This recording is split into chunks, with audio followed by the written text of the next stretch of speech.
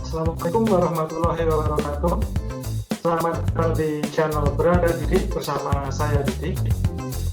Untuk kali ini kita akan membahas terkait dengan usia pensiun. Berapakah batasan usia pensiun menurut ketentuan perundangan, baik itu Undang-Undang 13, Undang-Undang Cipta Kerja, PP nomor 35 tahun 2001 yang terbaru, maupun PP nomor 45 tahun 2015.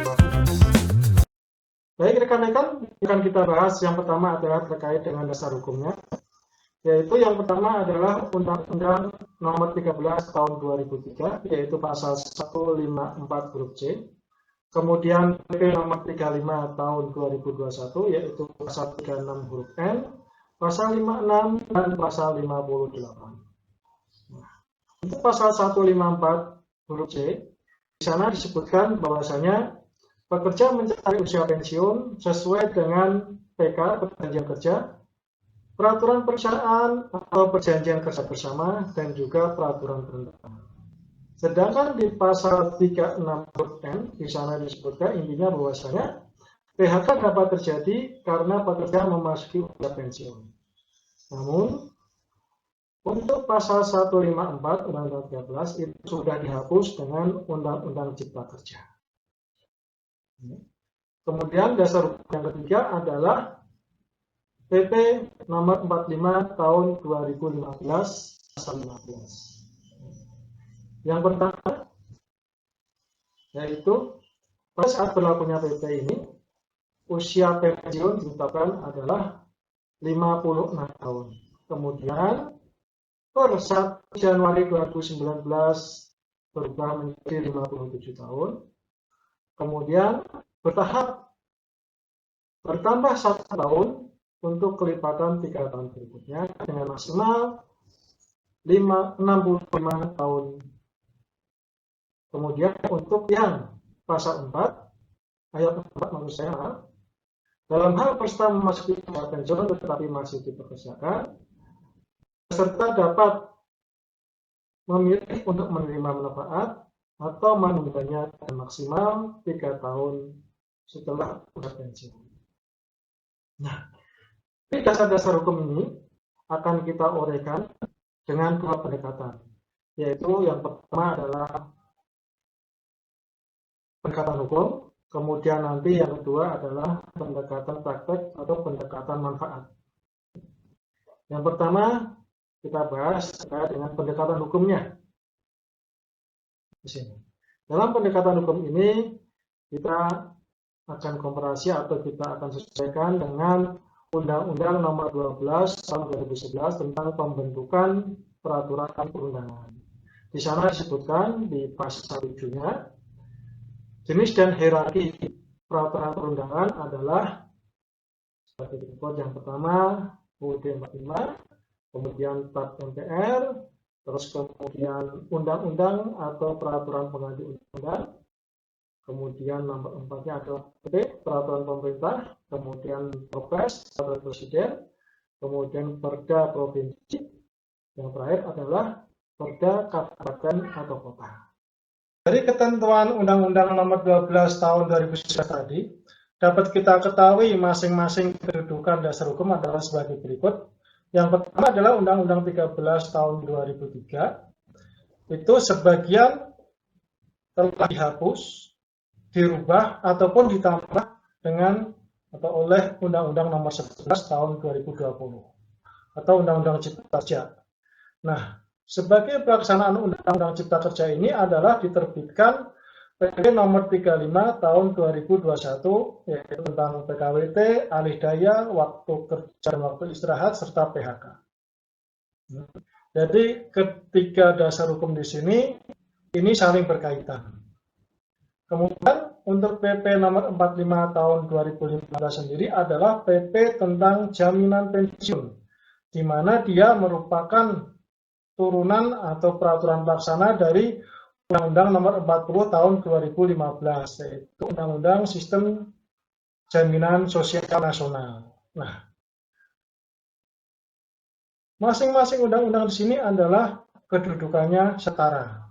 sedangkan PP kedudukannya setara, PP 35 setara dengan PP 45. Nah, dari sini dapat kita kesimpulan adalah bahwasanya antara Undang-Undang 13 dan PP nomor 35 itu tidak saling berhubungan dengan PP nomor 45.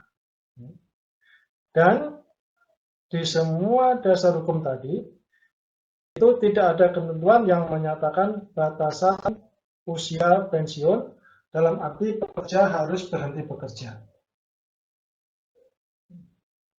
Kemudian, uraian selanjutnya adalah terkait dengan pendekatan praktek atau manfaat. Yang pertama, itu pasal 167 Undang-Undang 13. Namun, pasal ini juga sudah dihapus oleh Undang-Undang Cipta Kerja. Ya. Yang intinya adalah pekerja yang pensiun berhak mendapat dana pensiun sesuai versi Undang-Undang 13 atau uang pesangon dengan perhitungan mana yang lebih tinggi. Sebagai contoh, apabila dana pensiun 100 juta, pesangonnya 150 juta, maka pekerja mendapatkan 150 juta. Terbalik atau kebalikannya, dana pensiun, misalkan dana pensiun 200 juta, pesangon 100 juta, maka pekerja mendapatkan manfaat yang 200 juta.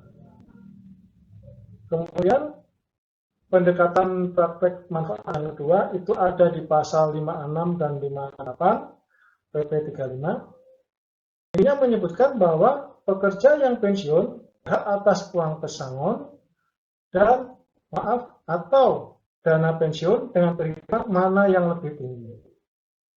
Jika program dana pensiun lebih kecil dari uang pesangon ditambah uang penghargaan masa kerja tambah lagi uang pisah, maka yang didapatkan adalah yang lebih besar dengan ketentuan apabila ada selisihnya maka dibayarkan oleh pengusaha.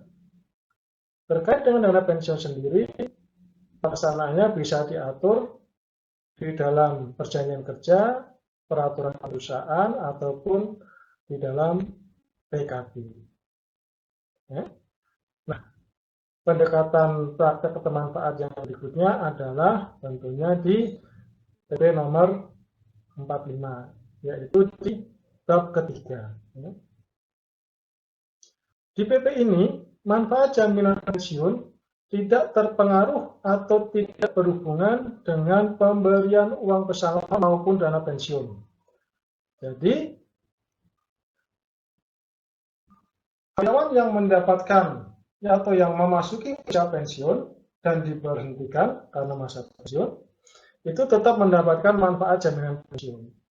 Nah, 1 ayat 15 di PP ini itu disebutkan, usia pensiun adalah usia saat peserta dapat memulai menerima manfaat pensiun. Nah, jadi yang dimaksud usia pensiun di sini tidak menyatakan bahwa pekerja harus berhenti bekerja atau di PHK. Dari kedua pendekatan tadi, tidak ada satupun yang menyatakan dengan jelas berapa usia pensiun. Di PP 45 memang menyatakan yang pertama tadi adalah 56 tahun, kemudian per 1 Januari 2019 menjadi 57. Ternyata itu adalah bukan usia pensiun dalam artian berhenti bekerja, tetapi usia pensiun dalam artian peserta dapat memulai menerima manfaat pensiun. Terkait dengan uang pesangon antara Undang-Undang 13 dan Undang-Undang Cipta Kerja terdapat perbedaan. Ya, selanjutnya dapat dilihat di atas, di video kita sebelumnya. Nah, dari uraian di atas dapat kita ambil kesimpulan. Yang pertama adalah bahwasanya belum ada satu peraturan yang mengatur secara tegas terkait batasan usia pensiun. Dalam artian, perusahaan dapat memberhentikan hubungan kerja karena usia pensiun.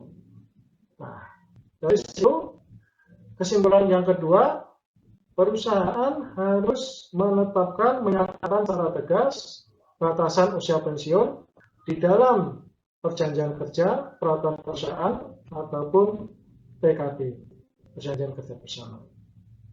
Yang ketiga, apabila di dalam PKPB atau PKB tadi batasan usia pensiun lebih cepat dari PP 45, maka karyawan yang memasuki usia pensiun harus melalui masa tunggu untuk dapat mencairkan manfaat jaminan pensiun. Baik teman-teman, demikian tadi penyampaian terkait dengan batasan usia pensiun. Jangan cukup, jangan lupa untuk subscribe konten serta tombol like. Dan karena sekarang masih satu menit, jangan lupa pesan ibu, pakai masker, jaga jarak, jika berpakai masker. Sekali lagi, tekan tombol like, subscribe, dan lonceng